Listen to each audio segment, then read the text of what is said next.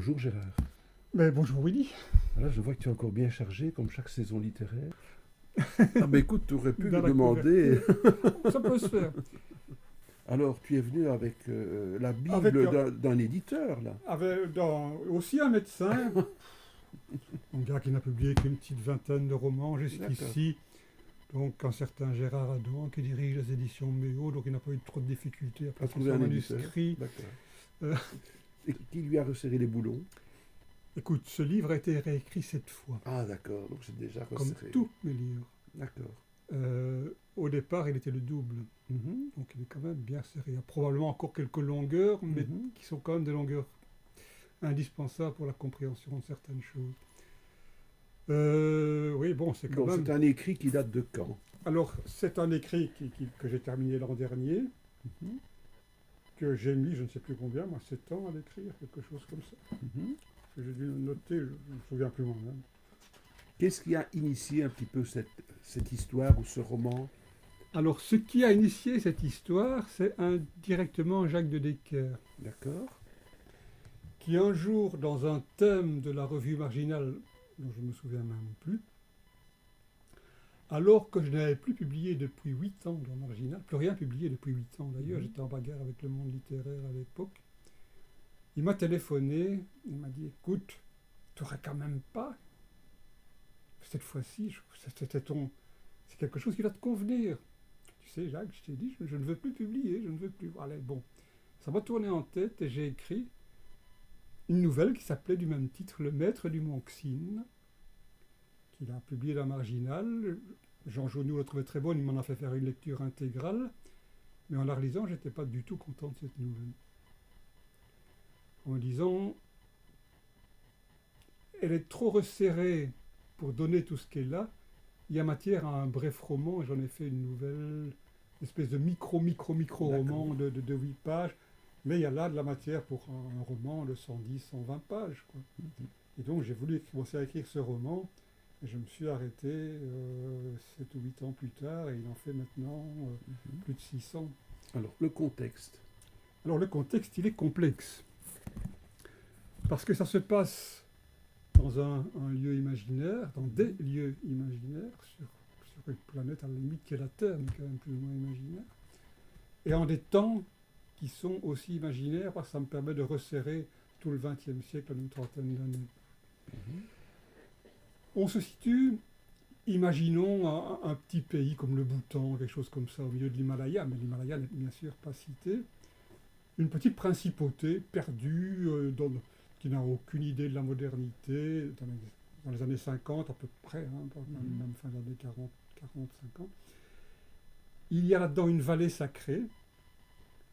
Pourquoi vallée sacrée? Parce qu'il y a un mont, le mont Xin, où un ascète vit dans une grotte au milieu du mont et veille sur la principauté, assisté par 2 monastères qui, eux, se trouvent au pied du mont, un monastère d'hommes, un monastère de femmes.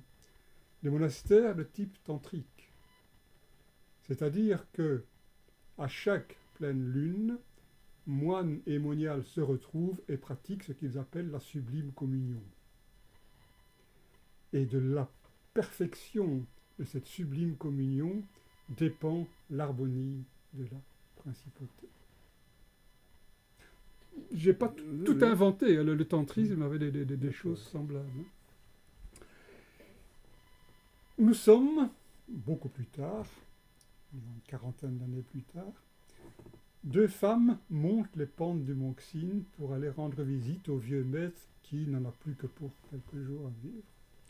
L'une d'elles est une novice du monastère des femmes, l'autre est une ancienne moniale qui a été à un moment donné la favorite du maître au mépris de toute tradition, ça ne pouvait pas exister, mais lui l'a prise comme favorite, et puis l'a envoyée dans le monde. Elle n'a jamais compris pourquoi. Il lui a fait comprendre qu'elle devait partir dans le monde. Pour prêcher ou bien? Non, partir dans le monde. Tout le monde dans la vallée dit que c'est pour prêcher la bonne parole du maître, mais elle n'a jamais fait. Non, elle n'a jamais fait. Et au fond, pendant toute la montée jusqu'à arriver au sommet, enfin non, à l'ermitage, qui est à mi-pente plus exactement, toute sa vie lui revient en tête pendant toute cette marche qui dure quand même du matin au soir pratiquement. Toute sa vie lui revient en tête. Mais dans la tête de Lacète, est-ce que il l'a chassé ou bien non? Il voulait lui faire sous-entendre qu'il y avait une mission peut-être éventuelle. Elle doit se poser la question. Oui, ça l'est posée toute sa vie, mais elle n'a pas de réponse. Elle n'a pas de réponse. Enfin, donc, nous avons une réponse à la dernière. Oui. Je ne vais pas la donner. Non, mais elle a une inquiétude en revenant alors. Elle se demande comment va-t-il me recevoir. Pas vraiment. Pas vraiment. Parce que elle a eu une vie extraordinaire, cette femme. Et donc elle vient un peu déposer cette vie extraordinaire au pied de ce maître. D'accord. Non, faut pas... Nous le savons, voilà, dans le dernier paragraphe, nous Mhm. comprenons pourquoi il l'a envoyé. D'accord. Quelle a été cette... Bon, elle, autant sur le mont Xin, on pratique l'union sacrée des moines et des moniales, autant dans la vallée, on est d'une pruderie effroyable. Et cette fille est née d'un père soi-disant inconnu. C'est le seul exemple de la vallée où il y a eu un adultère. La mère n'est même pas mariée. Et ce père inconnu, mais que tout le monde sait, que tout le monde connaît, était le grand danseur de la danse traditionnelle réservée aux hommes dans la vallée. Et il est parti avec le prince, qui venait lors de la visite princière annuelle. Il est reparti avec le prince pour aller danser à sa cour, laissant une jeune fille enceinte de ses œuvres, le sachant ou ne le sachant pas, on en probablement le sachant. Et donc cette fille qui est, bon, c'est l'opprobre, c'est la fille du péché, c'est ce pique dans le pire des catholicismes. C'est une chance pour elle, parce qu'elle vit avec une copine qu'elle se fait, lui révèle quand même, tout le monde dit que ton père, c'est le bonhomme qui est parti, qui est un grand danseur. La danse est interdite aux femmes. Mais comme elle peut faire n'importe quoi, c'est quand même une souillon de rien du tout. Et donc, elle découvre la danse par elle-même, avec une copine qui est aussi un peu mise à part, qui, elle, est fille de musicien. Et à elle deux, elle crée un duo. Et puis, à un moment donné, elle décide de quitter cette vallée sacrée, dont on ne peut pas ni entrer ni sortir. Il faut une autorisation du prince pour... Et elles s'en vont, et elles se retrouvent à la capitale, où là, finalement, elles sont prises sous la coupe d'une espèce de faux maître qui en fait des espèces de danseuses de lupanar, mais tout en les protégeant. Enfin, il y a toute une série de trucs. Et puis, elle devient moniale. Les deux deviennent moniales. Et puis, le maître l'envoie de par le monde, mais elle a cette capacité extraordinaire de danser. D'accord. Elle, grâce notamment à une ethnologue qui l'a découverte, elle se retrouve... Je vais dire les mots, le nom d'États, mais en réalité, ils ne sont pas cités. C'est tout d'imaginaire. Elles se trouvent, disons, en Angleterre, près de cet ethnologue, même à Oxford. L'ethnologue est en prof à Oxford, l'équivalent d'Oxford. Et puis, elle se retrouve aux États-Unis pour une tournée de conférences sur le mont Xin. Et puis, elle fausse compagnie. Elle va connaître tout le summer power, le flower power, elle va connaître, elle va assister à la prédication de Martin Luther King par hasard. Et puis, elle va être prise par un grand danseur, mais autodidacte lui aussi, mais qui est en train, homosexuel, qui est sur la coupe d'un milliardaire homosexuel. Et ils vont la lancer. Elle va d'abord danser avec lui, et puis elle va danser seule. Elle va épouser ce milliardaire, pour des tas de... je ne vais pas trop inventer. Et puis elle va devenir la grande danseuse, une espèce d'Isadora Duncan de son époque, quelqu'un dont tout le monde connaît le nom, un peu l'équivalent d'une grande vedette du rock ou comme ça. Elle sait qu'un jour elle retournera au bercail. Ah non, elle n'a aucune idée, elle ne sait pas. Elle ne sait pas encore. Elle vit sa vie au jour le jour. Donc il y a quelque chose qui va se passer, nous le découvrirons. Bien sûr. Voilà.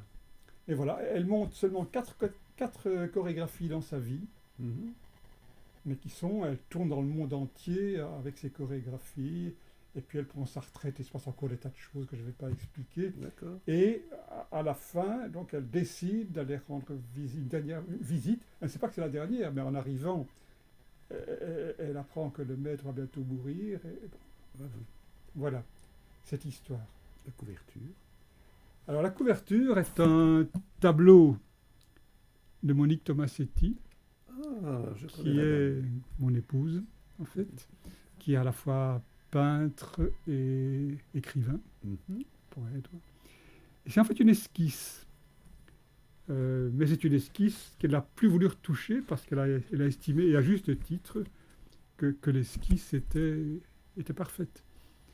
Ça s'appelle Un bal naturel, et ça illustre évidemment la chorégraphie, plus la nudité, qui est omniprésente dans la question de la nudité, dans l'art, etc., qui est omniprésente dans le roman.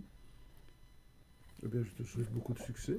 Non, ça ne faut pas exagérer. À toi, l'auteur. Le succès avec un livre belge de 650 pages, ça n'existe pas. Ça n'existe pas. C'est pas mon plus long, hein. J'en ai écrit un plus long déjà. Bien, Gérard, je te remercie beaucoup pour ces nouveaux cadeaux. Ça va occuper nos longues soirées de septembre et octobre. C'est une belle découverte à nouveau à faire. Merci de ton accueil.